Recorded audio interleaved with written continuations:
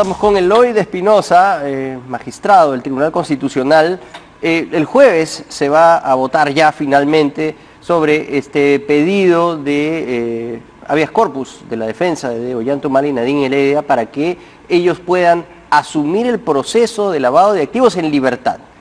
Esa es la situación que ahorita tiene que resolver el máximo ente de interpretación de la Constitución, y el voto del magistrado Eloy Espinosa será clave, porque sabemos que la cosa está 3-3, o sea, su voto va a finalmente determinar, es un voto que ya estaba, según usted, en un sobre cerrado, pero va a determinar finalmente que la sentencia sea de un lado y del otro. ¿Es así? Primero, permíteme, Augusto, gracias por la invitación. Creo que lo que acabamos de ver hace necesaria una reflexión.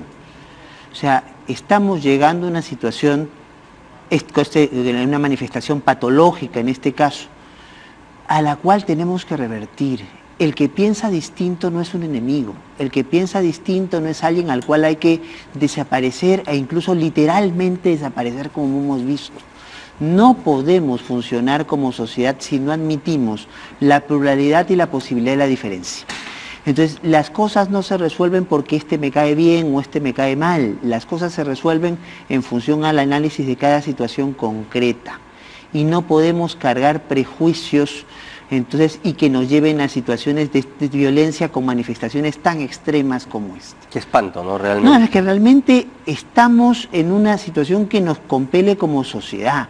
Si el que piensa como periodista, como autoridad, como persona, ciudadano distinto, se le puede insultar, se le puede pegar, se le puede quemar vivo, entonces, ¿de qué estamos hablando? Entonces, hay que hacer una invocación a aceptar que no tenemos la razón siempre, que puede haber gente que piense distinto y eso no las descalifica, no las hace malas, no las hace una personas degradadas. ¿Usted siente que puede pasar esto con ustedes y finalmente su voto es determinante mi voto no es determinante? Que el habeas corpus sea hallado pues con fundamento y que terminen siendo liberados para que afronten el juicio en libertad, ¿no? A ver, dos cosas. Mi padre era juez y yo aprendí de él, decía que en un juez lo que tenía era, el único amigo era, en este caso, la Constitución, que es la que tiene que aplicar, y él resuelve en función a conciencia, y eso es lo que hago yo, en función a conciencia, derecho y Constitución. Si me quieren o no me quieren, ser juez no es un concurso de popularidad.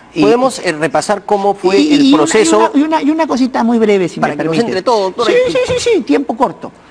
Yo no soy el ponente de la causa. Entonces, aquí mi voto no es un voto que define, lo que define es cuánto convoca la ponencia.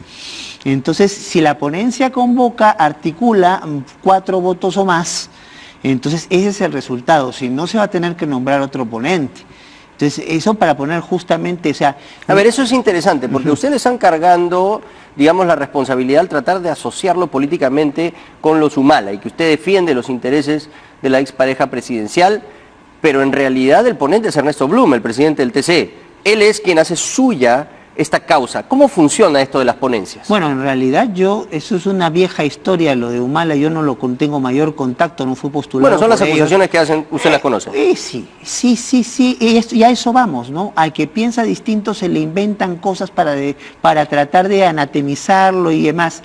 Olvidemos ese tipo de cosas. Un juez no está para eso. Un juez no resuelve con el corazoncito, con la simpatía o con lo que le adjudicamos para poder descalificarlo si piensa distinto. Bueno, Blum es el ponente. ¿Cómo funciona esto de las ponencias? Explíquele a nuestros televidentes que son temas complejos. Es muy fácil. El tema es, hay un sorteo, entonces que se hace aleatoriamente o en algunos casos una designación del conjunto de los magistrados para que uno sea el ponente. Entonces, él, en coordinación con el equipo técnico que tiene el tribunal, prepara una alternativa de respuesta para el caso, lo que llamamos una ponencia. Esa ponencia puede ser acogida por todos, puede ser acogida por algunos, puede ser en algún caso coincidir con el sentido. Él dice que esto es verde y nosotros creemos que es verde, pero por otro razonamiento, eso lo llaman fundamento de voto, o podemos pensar distinto y se plantea un voto singular. Pero en todo caso el ponente hace suya esta causa y la defiende. Es que ese es el tema. El ponente presenta su ponencia y eso es lo que trata de convencer a los demás para que voten por su ponencia. Es más, si no consigue los votos suficientes, hay que cambiar de ponente. En este caso, en el el habeas corpus, que lo que pide es que Ollanta Humala y Nadine Heredia puedan afrontar el juicio en libertad. No es absolverlos, ya hablaremos de eso más adelante. Lo que se quería lograr en un inicio, según algunas fuentes que tenemos del TC, era que esto quede como un precedente que requiere de 5 votos y que Blume vio que eso iba a ser inviable y finalmente tuvo que dar marcha atrás. Si se hubiese creado un precedente con esta sentencia, ¿hubiera comprometido futuros pedidos de prisión preventiva en casos de lavado de activos? A ver, yo hay cosas que no puedo decir porque son reserva del proceso. Entonces, pero vamos hablando en abstracto. La idea de un precedente es crear pautas de cumplimiento obligatorio para el mismo tribunal y para todos los demás operadores del derecho, o sea, los que aplican situaciones, para situaciones que son similares o idénticas. Entonces, esa es la idea de un precedente. Cuando yo fijo un precedente, no solo estoy resolviendo un caso, estoy estableciendo reglas para que todos los casos que sean parecidos se resuelvan de esa misma manera. Bueno, imaginamos quiénes son los que habrían visto conveniente que el TC declare un precedente en este caso, porque sabemos que no solo Ollanta Humala y Nadine Heredia están siendo investigados por lavado de activos, ¿no? Yo no hago especulaciones, yo resuelvo casos. Entonces, ¿pero hubo la intención de que esto sea un precedente? Es que hay una causal dentro de las vacancias en el tribunal de no mantener la reserva de los procesos. Entonces, y esto es un proceso en trámite. Entonces, si alguien postuló un precedente, yo no lo puedo decir. Otra cosa es el trascendido y la especulación que puede darse en otros ambientes. Yo como juez constitucional no lo puedo señalar. Bueno, dejémoslo ahí para no complicarlo más de lo que ya está. Y vamos al tema del voto suyo, porque finalmente Eloy, a usted le exigen que vaya a sustentar su doctorado, le caen encima, lo quieren destituir. Finalmente usted va a España a sustentar la bendita tesis y de ahí le reclaman de que por qué se ha ido, que hay que votar el habeas corpus. Y usted había dejado un sobre cerrado que, tenemos entendido, el presidente del TC, Ernesto Blume, lo lleva a la audiencia. Pero después él saca un comunicado que quisiera leer porque es un comunicado oficial del TC y lo que dice es que el magistrado Espinosa solicitó el 21 de marzo último 7 días a cuenta de sus vacaciones. El mismo 28 de marzo el magistrado Barrera pidió hacer el resto de su periodo vacacional 2 al 24 de abril en curso. El pleno del TC concedió por mayoría el citado magistrado goce de su derecho de vacaciones a las fechas indicadas y acordó que vote cuando se reincorpore a sus labores, por cuanto no es procedente la modalidad de votar en ausencia a través de un sobre cerrado. El magistrado Espinosa Saldaña puede, si así lo decide, suspender sus vacaciones, retornar al Lima y proceder a votar. ¿Cómo tomó usted este comunicado oficial del TC cuando se dio pues toda esta polémica porque no se podía abrir el voto que usted había dejado, que había surgido cosas nuevas en el pleno y que usted tenía que haber estado ahí para votar a mano alzada, como dice el reglamento? A ver, yo lo que no quiero es generar precisamente una lógica de conflictividad. Yo creo que la situación es muy clara. Yo tengo mi derecho a las vacaciones, concede el pleno que me tome mis vacaciones, soy invitado por una universidad en la cual hice cursos de doctorado, cuando vi que lo de Buenos Aires no se convalidaba, había problemas en ese curso de doctorado, y aproveché para ir a entregar la tesis, comenzar los trámites administrativos que en su momento permitirán la sustentación, porque esto tampoco es que tú vas de inmediato, dejas la tesis y lo puedes sustentar, hay todo un trámite, revisiones y demás. Entonces, el caso Humala fue visto el 21 de febrero y ya conocíamos las ponencias. Entonces, dejé mi despacho al día y, como hemos hecho en muchas situaciones, dejé la posibilidad de poder votar. Entonces, con un voto que se lo dejó en mano al presidente. A mí lo único que se me dijo que ciertos casos por interlocutoria se votara, tanto es así que he votado casos, he ratificado votos en casos emblemáticos, no puedo decir cuáles, pero que incluso están publicados. Y tengo ahí la... ¿Usted ha hecho en este periodo que estuvo en España? Sí, claro. ¿Qué pasó? O sea, ¿le solicitaron que vote usted a través del internet en otros casos? Sí. Y ahí sí el TC aceptó su voto por internet. Ahí está, si quiere puedo mandarle la constancia de cómo el secretario relator mandó esos votos. Bueno, los casos que se han visto son lo del habeas corpus de Fujimori, ¿no? Que tuvo que ser, digamos, descartado y eso bueno, que cada se vio en esos días. Que cada cual haga su cálculo sobre qué casos y además... Tendría que haber sido uno de esos, ¿no? En este mismo... Un caso importante también. Sin duda que eran casos emblemáticos los que se me mandaron y en este caso en particular Dos cosas. En primer lugar, no solo tenía la ponencia, sino se me manda la ponencia alternativa. O sea, lo que hicieron otros magistrados pensando una cosa distinta, y para mí eso no cambiaba el sentido de mi voto, y el mismo presidente del tribunal lleva mi voto a la sesión. O sea, si lleva el voto a la sesión en el sobre cerrado, con la intención de abrirlo. Si hubiera entendido que eso era inaceptable, ni siquiera lo hubiera llevado. Dos, a usted le informan por internet sobre todos los pormenores del nuevo debate, de estas nuevas opciones que habían surgido, y usted responde, mi voto sigue igual. Así es. Pero, Augusto, creo que en aras de lo que significa avanzar y resolver, yo creo que mis compañeros tomaron una decisión equivocada, que debieron recoger el voto, pero ya pasó. O sea, lo que hay que hacer es ahora hacer entender a la comunidad lo que importa. En este caso concreto, ¿qué es lo que le toca hacer al tribunal? Antes de ir ahí, quisiera cerrar el tema de los procesos en el TC y hablar un poco también del impacto que hubiera tenido esto, porque sin duda es un caso muy importante, que por más que ustedes deliberen basándose en los conceptos de la Constitución, que diferentes magistrados, por supuesto, tienen distintas lecturas de la misma, tiene una consecuencia en el ámbito político, sin duda. Y esto hubiera generado una enorme presión sobre Ernesto Blume si hubieran pasado algunas cosas. Por ejemplo, descarta el voto de Eloy Espinosa y él tiene que ser el voto dirimente en el 3-3. Eso no lo iba a hacer ni hablar, porque cualquier decisión que él tomara lo iban a responsabilizar del resultado. ¿No es cierto? Si yo no abría su voto, el sobre cerrado lo abría, y decía, ok, el voto de Eloy Espinosa es tanto, y digamos el resultado es que se concede la libertad de Ollanta Humala y Nadine Heredia. Usted está en España, se lo iban a almorzar a Ernesto Blume.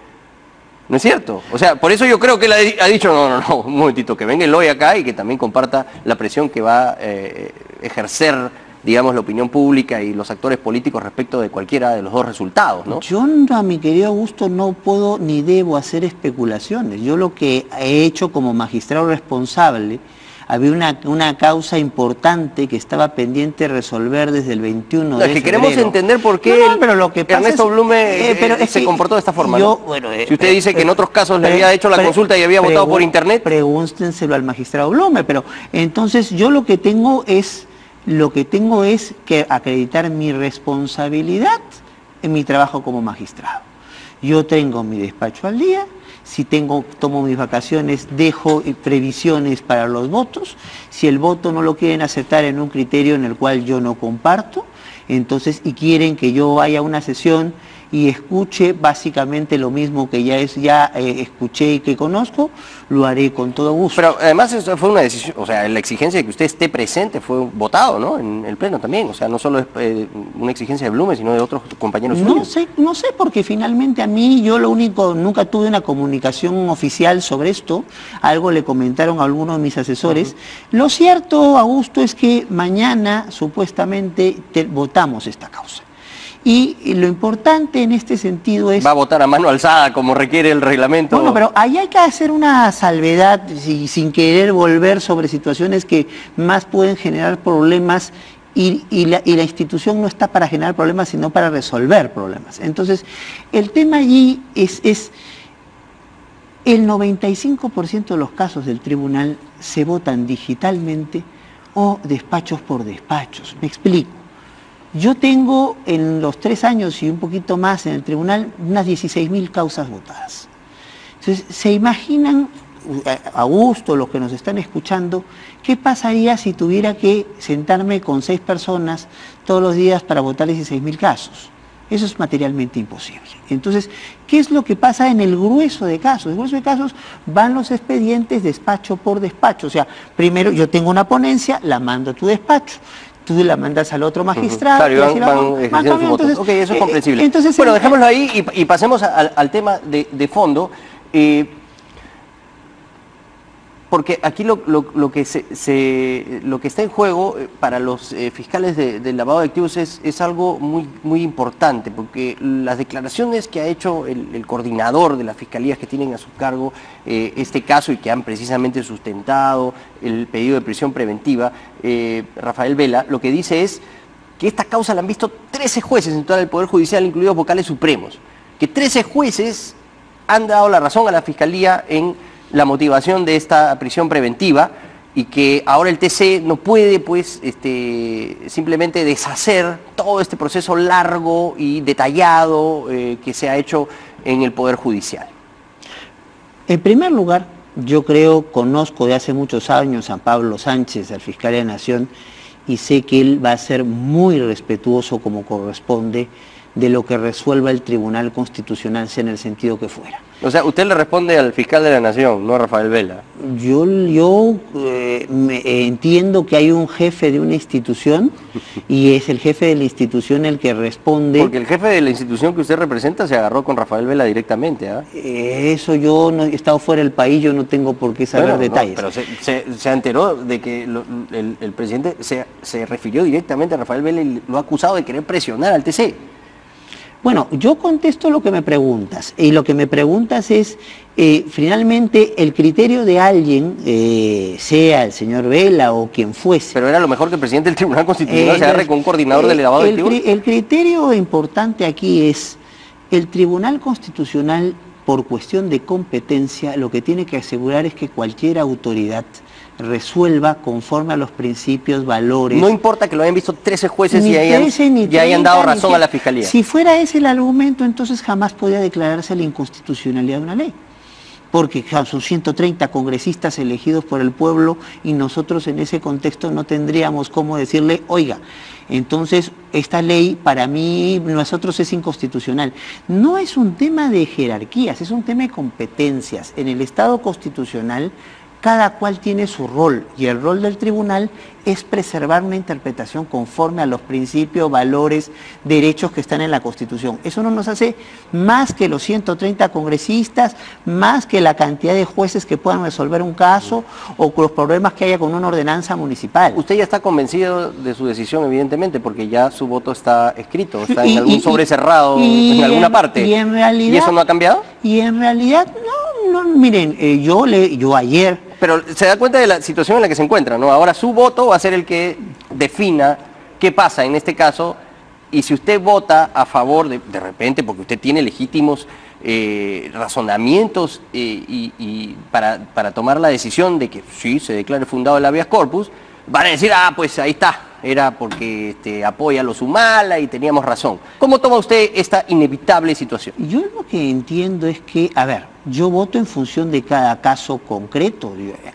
En el caso de la señora Heredia fuimos precisamente nosotros con otros magistrados que votamos porque una investigación que se había cerrado y que se quería reabrir pueda reabrirse y sea investigada por lavado de activos. Claro, o sea, cuando estaba Urbiola antes de Ferrero, ¿no? Exacto. Ustedes fueron parte de esa decisión que finalmente habilitó que este mismo fiscal de lavado de activos pueda continuar con la investigación. Entonces, aquí no es una cuestión, volvemos a lo mismo, esto no es una lógica de amigo-enemigo. El juez no juega en función de elementos de popularidad o de simpatías personales. El juez lo que resuelve es un caso concreto conforme a derecho. Y si considera, puede equivocarse porque es un ser humano, entonces, pero considera que el derecho está de una posición, pues le dará la razón a esa posición. Entonces, y eso puede ser incómodo para algunos que no entienden la lógica de lo que tiene que resolver un juez. Un juez no resuelve porque Sonday le cae simpático o porque Sonday piensa políticamente igual que él. Resuelve si Sonday tiene la razón según lo que no todos piensan así en el TCA. Bueno, no quiero comprometerlo, pero hay, digamos, evidentes simpatías de algunos magistrados por algunas tendencias políticas. Yo hablo en función a lo que entiendo que debe ser un juez constitucional y lo que guía mi quehacer como juez constitucional. Hay una declaración que también quiero compartir con usted, el coordinador de lavado de activos, Rafael Vela, que es una entrevista que lo tuvimos en Cuarto Poder, y él lo que aduce es que el juez Richard Concepción Carhuancho tendría que ser separado del cargo si la sentencia del TC determina que hubo un abuso en el fallo que él emite. O sea, si el TC dice efectivamente se vulneraron los derechos constitucionales de Ollantaytamala y Nadine Heredia, el juez responsable de sustentar ese pedido de prisión preventiva tendría que salir del caso, o sea, de manera tácita, ¿no? Porque se entiende que cometió un abuso. ¿Esto es correcto? Yo no concuerdo con esa opinión. Todo el tiempo estamos nosotros dando fundados habeas corpus y amparos contra resoluciones judiciales, y muchas veces lo que hacemos es devolver el caso al juzgado o al tribunal que resolvió para que resuelva conforme a derecho o que emita un nuevo pronunciamiento. O sea, nosotros no somos... Claro, incluso tiene la facultad de devolver a la Corte Suprema si fuera necesario. Pero por supuesto, entonces, ha pasado. Yo les recuerdo el caso de Juliana Yamoja, por ejemplo, donde la Corte Suprema resolvió en un sentido para justificar supuestamente un caso de parricidio, y el tribunal dijo esto no está debidamente motivado, que la Suprema vuelva a resolver el caso, y ningún supremo de ellos se fue a su casa, fue pedido pronunciarse. Lo que hay es que si hubiese la situación de corregir el pronunciamiento de un juez, de cualquier juez, eso no es un procedimiento disciplinario ni una descalificación de ese juez. Muy bien, muchas gracias por haber estado aquí. Eloy, muy importante sus declaraciones en este contexto, porque no había estado usted aquí en Lima, y le agradecemos por haber participado en nuestro programa a puertas de esta importante decisión que se tomará el día de mañana en el Tribunal Constitucional. Muchas gracias por la invitación. Hacemos una pausa y volvemos con los titulares.